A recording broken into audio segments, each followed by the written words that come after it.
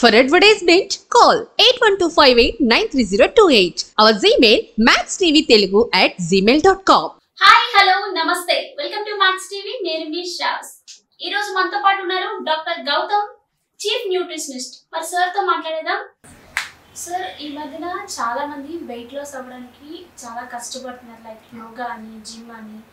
And మనం చూస్తున్నాం చిన్న ఏజ్ లోనే ఎక్కువ వెయిట్ పెరిగిపోతున్నారు. సో అలా వెయిట్ పెరగడానికి గల కారణాలు ఏంటి సార్? రైట్. సో ఈ చిన్నపిల్లల్లో ఊబకాయం అంటాం, చైల్డ్ ఒబిసిటీ అంటాం. ఇది చాలా అరుదుగా ఇంతకుముందు వినేవాళ్ళు, కానీ ఇప్పుడు చాలా తరచుగా చూస్తున్నాం అనమాట. ఎందుకు చైల్డ్ ఒబిసిటీ వస్తుందంటే ఒకటే కాదని చాలా XYZ రీజన్స్ ఉన్నాయి. ఒకటి వాళ్ళు పెరిగే ఎన్విరాన్మెంట్, ఒకటి రెండోది వాళ్ళకి ఫుడ్ మీద ఉన్న ఇంట్రెస్ట్ తగ్గిపోవడం, కానీ మూడోది ఈ మధ్యన వచ్చేసే గ్యాడ్జెట్స్, సో వాటి మీద ఎక్కువ టైం స్పెండ్ చేయడం కానీ. సో ఈ చైల్డ్ ఒబిసిటీ అన్నది చాలామందికి చాలా డిఫరెంట్గా ఎఫెక్ట్ చేస్తుంది అండ్ చాలా హెల్త్ ఇష్యూస్ వస్తున్నాయి చిన్నప్పుడే. ఎస్పెషల్లీ అందులోనే డయాబెటీస్ ఒకటి, అలాగే చాలా విమెన్ చిన్న చిన్న కిడ్స్లో, అంటే ఫీమేల్ కిడ్స్లో చూసుకుంటే కనుక చాలా ఒక ఏజ్ వచ్చేసరికల్లా చాలా హార్మోనల్ ఇష్యూస్ రావటం, ఇలాంటివన్నీ జరుగుతున్నాయి. అయితే ఎర్లీ ప్యూబర్టీ కూడా చాలామందికి వచ్చేస్తుంది. 9 ఇయర్స్కే మెచ్యూర్ అవటము, 8 ఇయర్స్కి మెచ్యూర్ అవటం, ఇట్లా చాలా ఇన్స్టెన్సెస్ మేము చూస్తున్నాం అనమాట. మెయిన్ పాయింట్ ఎక్కడ అంటే consumption of fruits and vegetables తగ్గిపోయింది. సో ఎప్పుడైతే విటమిన్స్ అండ్ మినరల్స్ బాడీకి తగ్గిపోతాయో బ్రెయిన్ ఫంక్షనింగ్ అన్నది చాలా డల్ అయిపోతుంది అనమాట. సో బ్రెయిన్ ఫంక్షనింగ్ డల్ ఎప్పుడైతే అయిపోతుందో బాడీ హెవీ అనేది అవ్వడం స్టార్ట్ అవుతుంది. ఎందుకంటే ఎవరి బాడీ అన్నా కూడా విటమిన్స్ అండ్ మినరల్స్ అందనప్పుడు అన్నీ సేవ్ చేసుకోవడానికి ట్రై చేస్తుంటుంది బాడీ. నెక్స్ట్ టైంలో బాగా ఫంక్షన్ చేయాలి అంటే దానికి ఎనర్జీ సేవ్ కావాలి. సో ఎనర్జీ సేవ్ చేసుకుంటూ ఉంటుంది అనమాట. సో ఎనర్జీ సేవ్ చేసుకోవాలంటే ఫుడ్ సేవ్ చేసుకోవాలి, ఫుడ్ చేసుకోవాలంటే స్టోర్ చేసుకుంటుంది. ఫ్యాట్ ఫామ్లో మనం స్టోర్ చేసేసుకుంటుంటుంది. సో ఫ్యాట్ పెరిగిపోతూ ఉంటుంది, చిల్డ్రన్ ఏమో ఒబిసిటీ అయిపోతుంటారు. సో ఇవి తగ్గాలి అంటే ఏం చేయాలి అంటే first of all awareness. So పేరెంట్స్కి అవేర్నెస్ క్రియేట్ చేయడం, అండ్ కంపల్సరీ 9 o'clock లోపల వాళ్ళకు కూడా బ్రేక్ఫాస్ట్ పెట్టడం, 1 to 2 లోపల లంచ్ పెట్టడం, ఈవినింగ్ 6:30, 7 కల్లా డిన్నర్ పెట్టడం, అలాగే తొందరగా పడుకోబెట్టడం. అది చాలా ఇంపార్టెంట్ చిన్నపిల్లలకి. ఎందుకంటే ఈ మధ్య చూస్తే చిన్నపిల్లలు 1 గంట 2 వరకు కూడా తెలిసి ఉంటున్నారు. ఇంకా వాళ్ళు సిస్టమ్ మీద వర్క్ చేసుకున్న IT ప్రొఫెషనల్స్ వాళ్ళు కానీ, లేకపోతే ఏదైనా బ్యాంకింగ్ ఫినాన్షియల్ సెక్టర్లో ఉండి, స్టాక్ మార్కెట్లో ఉండి వాళ్ళు ఎక్కువ అవర్స్ వర్క్ చేసిన వాళ్ళ కిడ్స్ కానీ, వాళ్ళు కూడా నాన్న ఎప్పుడు పడుకుంటే నేను అప్పుడు పడుకుంటా, లేకుంటే అమ్మ ఎప్పుడు పడుకుంటే నేను అప్పుడు పడుకుంటా అనే ఒక ఈ ఉద్దేశం వాళ్ళలో క్రియేట్ అయ్యి వాళ్ళ యొక్క డే స్కెడ్యూల్ అంతా బాగా డిఫర్ అయిపోయి, డిస్టర్బ్ అయిపోయి వాళ్ళు కూడా తెలియని స్ట్రెస్లోకి వెళ్ళిపోతున్నారు. అలాగే పీర్ ప్రెషర్ అంటాం, తర్వాత అలాగే స్టడీ ప్రెషర్ అంటాం అనమాట. సో వాళ్ళు బాగా చదువుతున్నారు, వాళ్ళు బాగా చదవట్లేదు. సో ఈ కంపారిజన్ ఎప్పుడైతే తగ్గిపోతుందో అప్పుడు ఇంకా బెటర్ అవుతారు వాళ్ళు. ఎందుకంటే చాలామందికి బయటికి చెప్పుకోలేరు కానీ చిన్నపిల్లలు, బట్ నేను వాడికన్నా సరిగ్గా లేనేమో అనే లోపల ఒక నెగిటివ్ ఇంపాక్ట్ స్టార్ట్ అయిపోయి వాళ్ళ కాన్ఫిడెన్స్ లెవెల్స్ తగ్గిపోతాయి, వాళ్ళకి అన్నిటి మీద ఇంట్రెస్ట్ తగ్గిపోతుంది. చిన్న యాక్నే వస్తేనే ఎవరు తట్టుకోలేకపోతున్నారు ఈ మధ్యన. ఒకప్పుడు యాక్నే జస్ట్ జన్గా వస్తే కనుక ఎక్కడికైనా వెళ్ళిపోయేవారు, కానీ యాక్నే ఉందా అమ్మో అని చెప్పి నేను బయటకు వెళ్ళను అని చెప్పి ఇంట్లోనే కూర్చుని పోతారు చిన్నపిల్లలు కూడా. సో అంతవరకు వెళ్ళిపోయిందనమాట. అంటే ఫిజికల్ బ్యూటీకి ఇచ్చినంత ఇంపార్టెన్స్ ఇంటర్నల్ బ్యూటీకి ఇవ్వట్లేదు. సో ఆ ఇంటర్నల్ బ్యూటీ అంటే ఏంటి? మనం తీసుకునే పౌష్టికాహారాలు, మనం టైంకి తీసుకునే ఆహారాలు, అలాగే చేసే వ్యాయామం. చిన్నపిల్లలు కూడా వ్యాయామం అనేది చిన్నప్పటి నుంచి అలవాటు చేయాలి. ఇప్పుడు మా జనరేషన్లో చూసుకుంటే కనుక చిన్నప్పుడు మాకు SSY క్లాసెస్ అని ఉండేవి. ఇప్పుడు చాలా తగ్గిపోయాయి అనుకోండి అవన్నీ. సిద్ధ సమాధి యోగా అని చెప్పేవారు, 4ంటికి లేపేసేవారు. ఇంకా 3:30కి బ్రహ్మముహూర్తాన్ని లేపేసి ఎలండ్రా అని చెప్పి పంపించారు సిద్ధ సమాధి యోగా క్లాసెస్కి, దీనికి. అయితే వాళ్ళకి జీవితాంతం చేయమని మేము చెప్పట్లేదు, బట్ ఆ టైంలో లేచి ఒక ఫిజికల్ యాక్టివిటీ కనుక అలవాటు చేసుకోగలిగితే ఆ టైంలో, అది వాకింగ్ అవ్వచ్చు, లేకపోతే కూర్చొని ఒక 10 నిమిషాలు మెడిటేషన్ అవ్వచ్చు, లేదంటే ఒక 15-20 నిమిషాలు ఇంట్లో వాళ్ళతో పాటు చేసే చిన్న చిన్న యోగా ఎక్సర్సైజ్ అని అవ్వచ్చు, కానీ వాళ్ళ ఇంటెలిజెంట్ కోషన్ మీద, అంటే IQ మీద బాగా ఎఫెక్ట్ చూపిస్తుంది అనమాట. అంటే బ్రెయిన్ డెవలప్మెంట్ అనేది బాగా డెవలప్ అవుతుంది. సో ఇనీషియల్గా వాళ్ళకి కష్టంగా ఉండొచ్చు, కానీ అలవాటు చేసే కొద్దీ వాళ్ళలో చాలా చేంజెస్ వస్తాయి. సో ఇలాంటి మార్పులన్నీ కూడా తీసుకురావాలి. అది అన్ని పౌష్టికాహారాలు, అంటే క్యారెట్స్తో పాటు ఆకుకూరలతో పాటు, ఎందుకంటే ఇప్పుడు తినది అవే.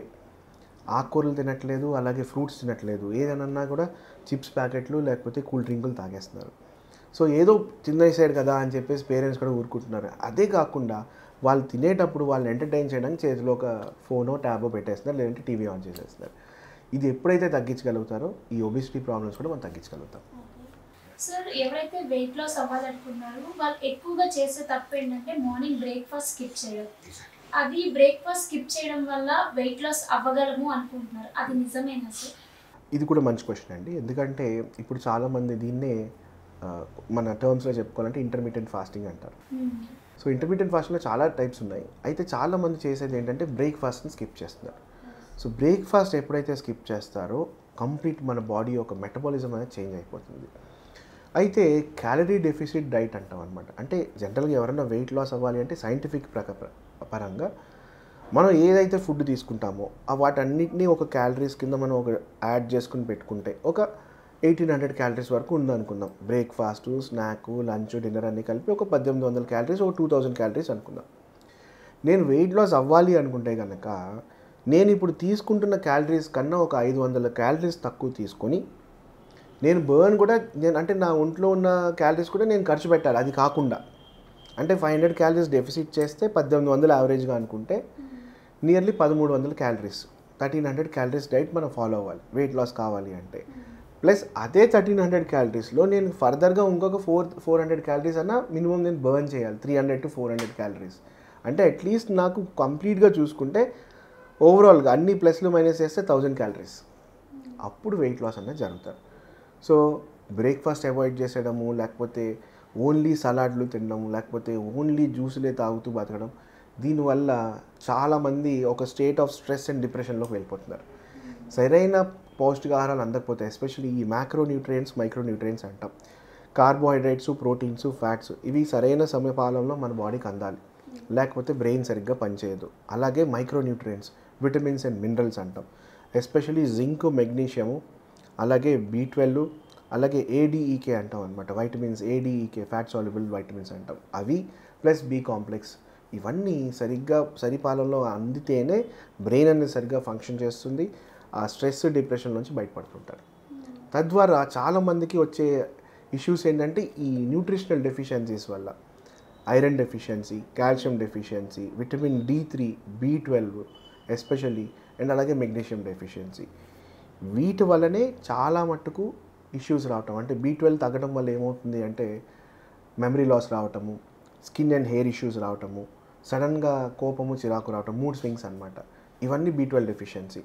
ఎక్కువగా మేము వెజిటేరియన్ ఫుడ్ ఫాలో అయ్యే వాళ్ళు కానీ, లేకపోతే ఈ B12 అందని వాళ్ళు డెఫిషియన్సీ ఉన్న వాళ్ళు మేము ఈ ప్రాబ్లమ్స్ అన్నీ చూస్తుంటాం, సిమ్టమ్స్ అన్నీ.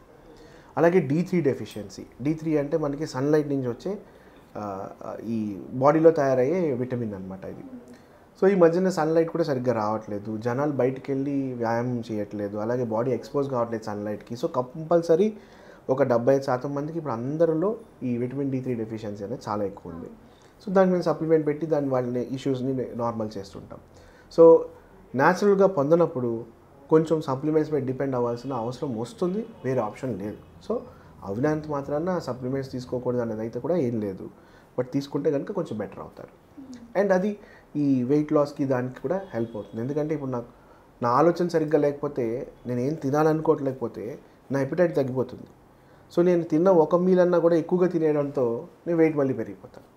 సో ఈ రీజన్స్ కూడా మనకి వెయిట్ పెంచే అవకాశాలు ఎక్కువ చూపిస్తుంటుంది అనమాట.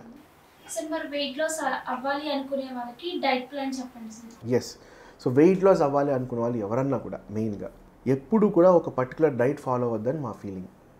ఒక ప్రాసెస్ అన్నది పెట్టుకోండి, పద్ధతి. నేను పొద్దున లేచి వ్యాయామం చేసుకోవాలి, అది పద్ధతి. నేను టైంకి బ్రేక్ఫాస్ట్ తినాలి అన్నది ఒక పద్ధతి. టైంకి లంచ్ తినాలి అన్నది పద్ధతి. నేను బ్రేక్ఫాస్ట్లో ఇవాళ సలాడ్ ఒక్కటే తింటా, నేను మొత్తం వారం అంతా సలాడే తింటా అన్నది ఒక డైట్ ఫాలో అవటం. ఇవాళ మీరు ఇడ్లీ తినండి, దాంతోపాటు కొంచెం సలాడ్ పెట్టుకోండి.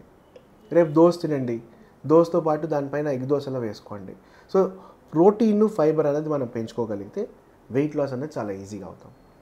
అలాగే ఆకలేసిన ప్రతిసారి నేను ఒక సాలిడ్ ఫుడ్ తినాలని అవసరం లేదు. నాకు ఆకలేసినప్పుడు నేను బటర్ మిల్క్ తాగొచ్చు, లేదంటే ఒక జ్యూస్ తాగొచ్చు, లేదంటే కనుక నేను ఒక సూప్ తాగొచ్చు. At the same point of time నేను ఆకలేస్తే కనుక ఒక సెమీ సాలిడ్ డైట్ అంటే రాగి జావ లాంటివి తీసుకోవచ్చు. సో నాకు ఆకలి వేసినప్పుడు సాలిడ్ ఫుడ్డే కాదు, semi liquid are liquid diet కూడా తీసుకోవచ్చు నేను.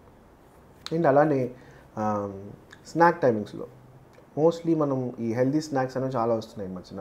అంటే బేక్డ్ కానీ లేకపోతే రోస్టెడ్ కానీ వాటిని ప్రిఫర్ చేసుకుంటే కొంచెం బెటర్. హైగా డీప్ ఫ్రై చేసిన చిప్స్ కానీ వీటిని కొంచెం తగ్గించుకొని ఈ బోండాలు కానీ లేకపోతే బజ్జీలు కానీ వీటిని తగ్గించుకోగలిగితే కొంచెం బెటర్. అలాగే డిన్నర్లోకి మ్యాక్సిమం లైట్ ఫుడ్ ఏదన్నా, నాకు ఇది లైట్గా అనిపిస్తుంది అన్న ఫుడ్ ఏదన్నా మనం తీసుకోవచ్చు. సో ఇలా ప్లాన్ చేసుకుంటే వెయిట్ లాస్ కంపల్సరీగా వాళ్ళకి జరుగుతుంది. అండ్ లిక్విడ్స్ని ఎక్కువగా తీసుకుంటూ ఉండాలి.